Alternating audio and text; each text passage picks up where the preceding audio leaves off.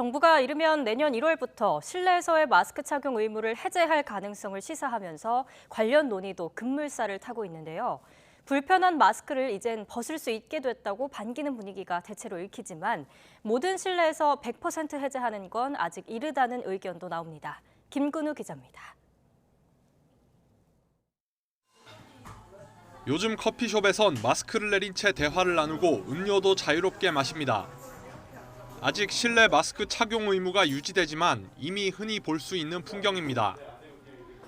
일부 지방자치단체장들의 실내 마스크 의무 해제 선언에 정부 차원에서도 긍정적인 반응이 나오자 시민들은 대체로 환영하는 분위기입니다.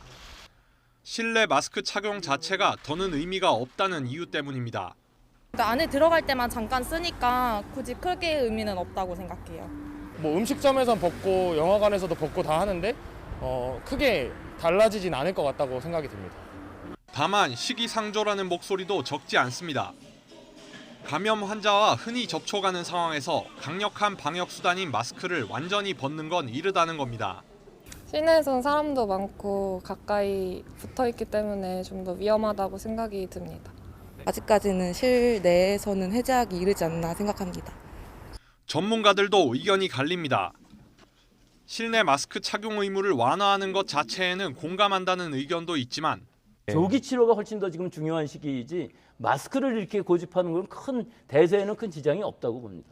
고령이거나 지병이 있는 경우엔 위험성이 큰 만큼 단계적으로 풀어야 한다는 의견도 만만치 않습니다. 전파 가능성이 매우 높은 장소이거나 아니면 정말 고위험군들이 자주 이용하는 시설인 경우에는 안전장치를 두는 것이 훨씬 더 나은 방법이 되겠죠. 나라 밖으로 눈을 돌려보면 대체로 실내 마스크 착용 의무를 푸는 추세지만 그렇다고 전부 해제한 것도 아닙니다. 29개 주요 국가 가운데 실내라면 어디서든 마스크를 의무적으로 써야 하는 국가는 우리나라와 이집트뿐이었습니다. 그러나 독일과 이탈리아 등 19개 나라는 의료시설이나 대중교통 등 일부 장소에서 마스크를 꼭 써야 했고 마스크 의무 착용 정책이 아예 없는 나라는 미국과 프랑스 등 9곳에 이릅니다. 정부는 앞으로 실내 마스크 착용 기준을 개편한다는 방침인데 감염 추세는 물론 국민과 전문가 여론 그리고 해외 사례들도 고려 대상이 될 전망입니다. YTN 김근우입니다.